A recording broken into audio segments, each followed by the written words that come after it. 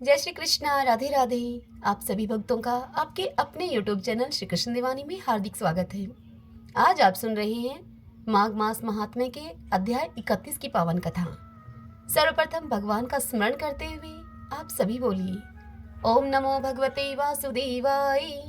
श्री राधा कृष्णाभ्याम नमो नमः। श्री महादेव जी देवी पार्वती से कहते हैं, हे पार्वती, भृगुवंश में द्विजवर जमदग्नि अच्छे महात्मा हो गए हैं। वे संपूर्ण वेद वेदांगों के पारगामी विद्वान और महान तेजस्वी थे।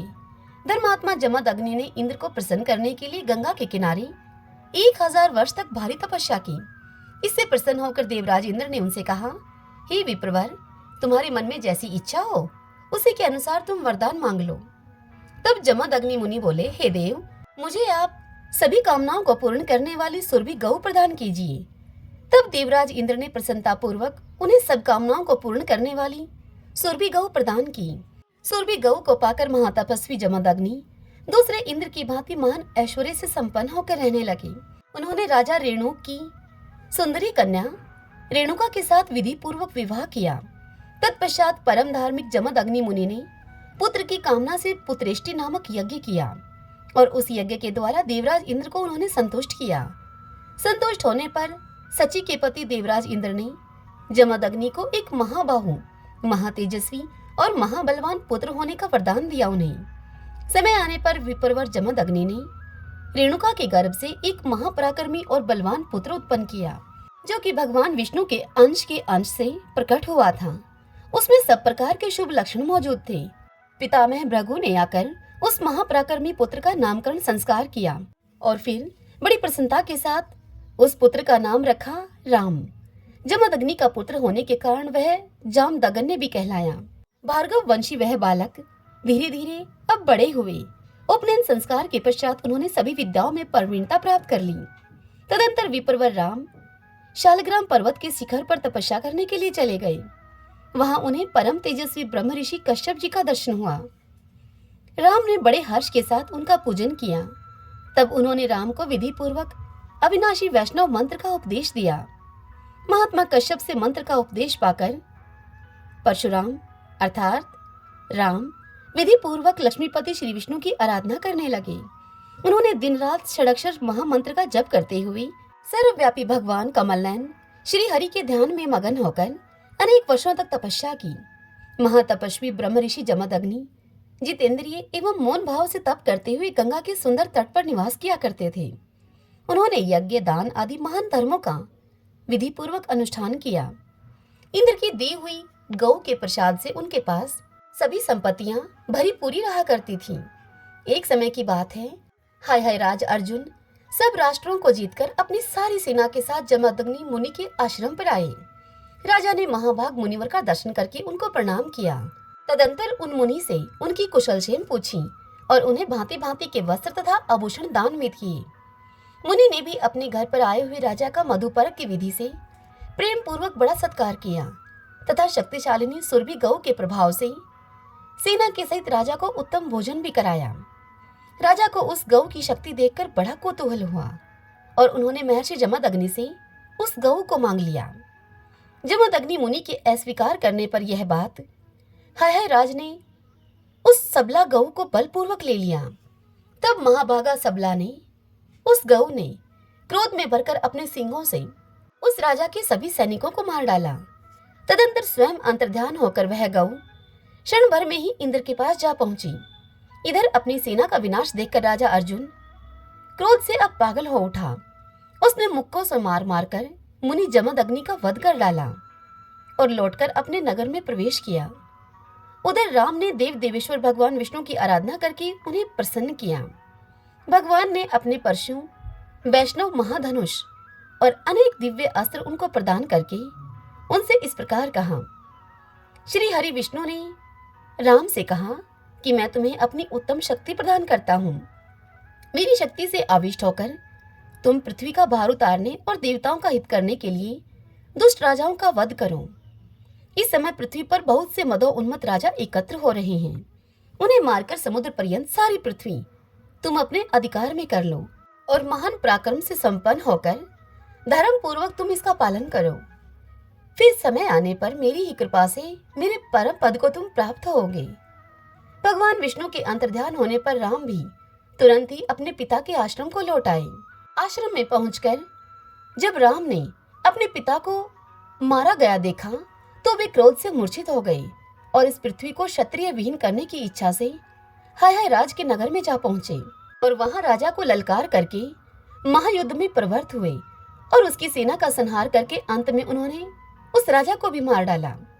इस प्रकार सहस्त्रबाहु अर्जुन का वध करने के अनंतर प्रतापी परशुराम जी ने कुपित होकर संपूर्ण राजाओं का संहार कर डाला।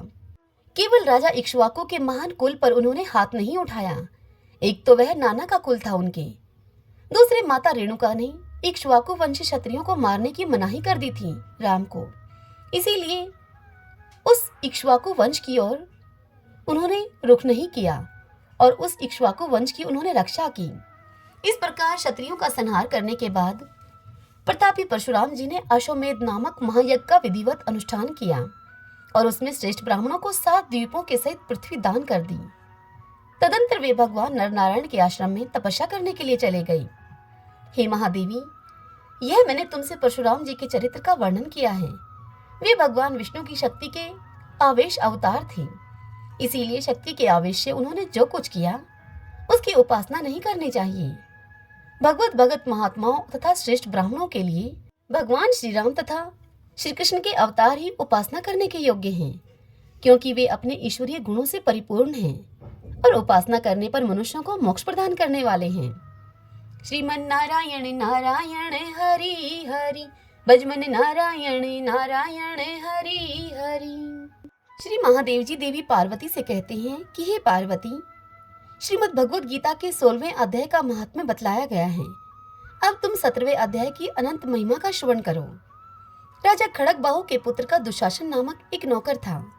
वह बड़ी खोटी बुद्धि का मनुष्य था। एक बार वह मांडलिक राजकुमारों के साथ बहुत धन की बाजी लगाकर हाथी पर चढ़ा और कुछ ही कदम आगे जाने पर लोगों के मना करने पर भी वह मूढ़ मनुष्य हाथी के प्रति जोर जोर से कठोर शब्द करने लगा। उसकी आवाज को सुनकर हाथी क्रोध से अंधा हो गया और दुशासन पैर फिसल जाने के कारण अब पृथ्वी पर गिर पड़ा। दुशासन को गिरकर कुछ लंबी गहरी सांस लेते देखकर काल के समान निरंकुश हाथी ने क्रोध में भरकर उसे ऊपर फेंक दिया। ऊपर से गिरते ही उसके प्राण निकल गए। इस प्रकार कालवश मृत्यु को प्राप्त होने के बाद उसे हाथी की ही योनि मिली और सिंघल द्वीप के महाराज के यहाँ उसने अपना बहुत समय व्यतीत किया। सिंघल द्वीप के राजा की महाराज खड़गबाहु से बड़ी मैत्री थी। मैत्री दोस्ती को कहा जाता है। अतः उन्होंने जल के मार्ग से उस हाथी को मित्र की प्रसन्नता के लिए भेज दिया। एक दिन राजा ने श्लोक की समस्या पूर्ति से संतुष्ट होकर किसी कवि को पुरस्कार रूप में वह हाथी दे दिया और उन्होंने 100 स्वर्ण मुद्राएं लेकर उसे मालव नरेश के हाथ भेज दिया। कुछ काल व्यतीत होने पर भी वह हाथी यत्न पूर्वक पालित होने पर भी असाध्य ज्वर से ग्रस्त होकर मरणासन हो गया। हाथी वालों ने जब उसे ऐसी शोचनीय अवस्था में देखा तो राजा के पास जाकर हाथी के हित के लिए शीघ्र ही सारा हाल कह सुनाया और वे हाथीवान कहने लगे, हे महाराज, आपका हाथी अस्वस्थ जान पड़ता है।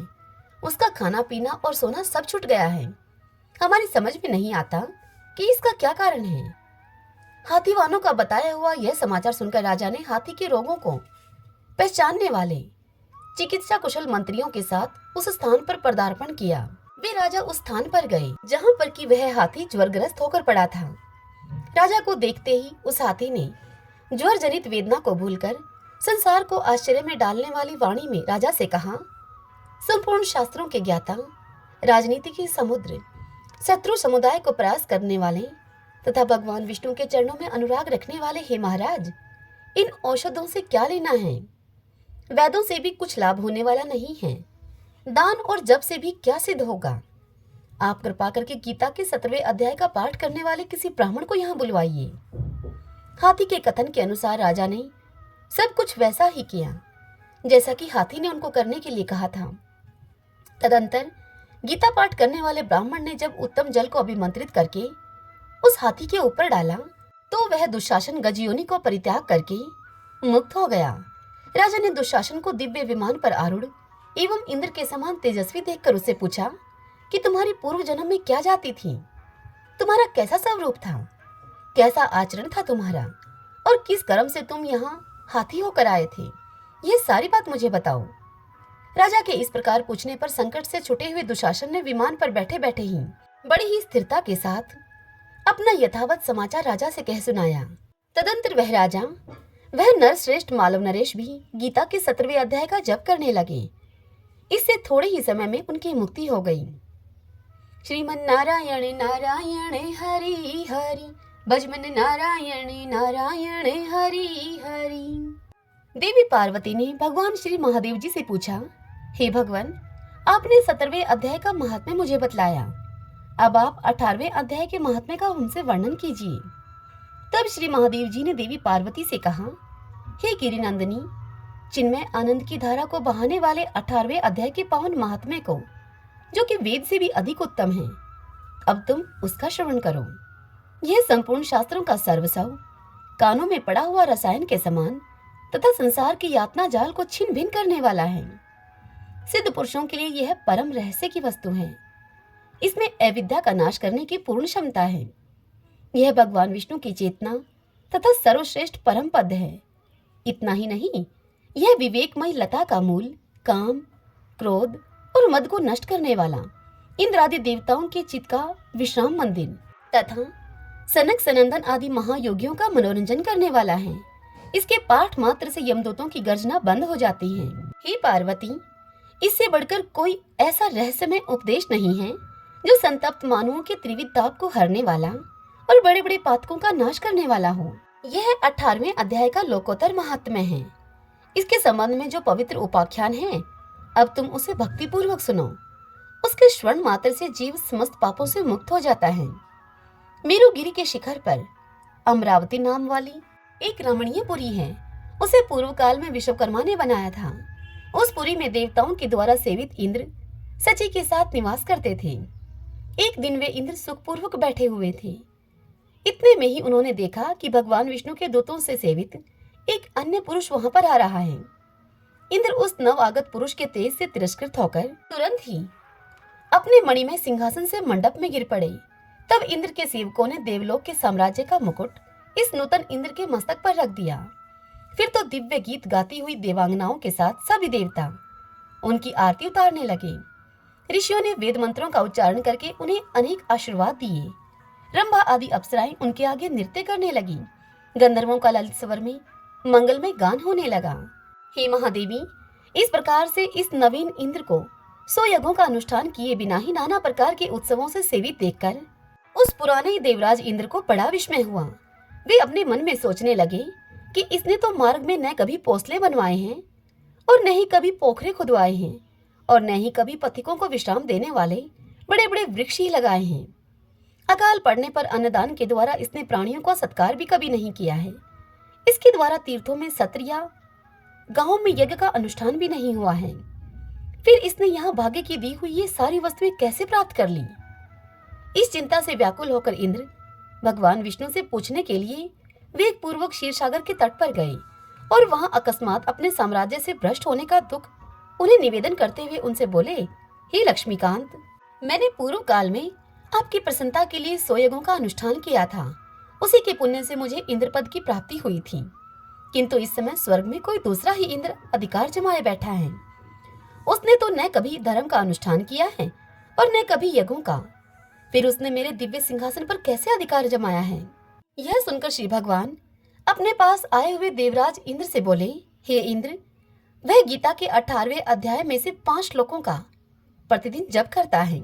उसी के पुण्य से उसने तुम्हारे उत्तम साम्राज्य को प्राप्त कर लिया है। गीता के 18वें अध्याय का पाठ सभी पुण्यों का शिरोमणि है। उसी का आश्रय लेकर तुम भी अपने पद पर स्थिर हो सकते हो। भगवान विष्णु के ये वचन सुनकर और उस उत्तम उपाय को जानकर इंद्र ब्राह्मण का वेश बनाए हुए गोदावरी के तट पर गए। वहां उन्होंने कालिका ग्राम नामक उत्तम और पवित्र नगर को देखा, जहां काल का भी मर्दन करने वाले भगवान कालेश्वर विराजमान हैं। वहीं पर गोदावरी तट पर एक परम धर्मात्मा ब्राह्मण बैठे हुए थे, जो कि बड़े ही दयालु और वेदों के पारंगत विद्वान थे। हे पार्वती, वे अपने मन को वश में करके प्रतिदिन गीता के 18वें अध्याय का जप किया करते थे। उन ब्राह्मण देव को देखकर इंद्र ने बड़ी प्रसन्नता के साथ उनके दोनों चरणों में अपने मस्तक को झुकाया और उन्हीं से 18वें अध्याय को पढ़ा। फिर उसी के पुण्य से उन्होंने श्री विष्णु का सायुज्य प्राप्त कर लिया। इंद्र आदि देवताओं का पद तो बहुत ही छोटा है। यह जानकर वे परम हर्ष के साथ उत्तम वैकुंठ धाम को गए। अतः यह अध्याय मुनियों के लिए श्रेष्ठ परम तत्व है। हे महादेवी, 18वें अध्याय के इस दिव्य महात्म्य का वर्णन अब समाप्त हुआ। इसके श्रवण मात्र से मनुष्य सभी पापों से छुटकारा पा जाता है। इस प्रकार संपूर्ण गीता का पाप नाशक महात्म्य मैंने तुम्हें बतलाया। हे महाभागे, जो पुरुष श्रद्धा युक्त होकर इसका श्रवण करता है वह समस्त यज्ञों का फल पाकर अंत में श्री विष्णु का सायुज्य प्राप्त कर लेता है। श्रीमन नारायण नारायण हरि हरि, भजमन नारायण नारायण हरि हरि। इस अंतिम कथा के साथ माघ महात्म पूरा हुआ। हे लक्ष्मी नारायण, माघ स्नान करते हुए माघ महात्म को कहते अथवा सुनते हुए यदि कोई हमसे त्रुटि हो गई हो तो इसके लिए हमें क्षमा करें, हमारे इस भक्ति भाव को स्वीकार करें। माघ स्नान करने, माघ महात्म का श्रवण करने वाले अपने सभी भक्तों पर अपनी कृपा सदैव बनाए रखें, सभी का श्रेष्ठ करें, सबका कल्याण करें। भक्तजनों, माघ पूर्णिमा से फागुन मास का प्रारंभ हो जाएगा। जल्द ही आपको फागुन मास महात्म्य की कथाओं का श्रवण करने को मिलेगा। हरे कृष्णा।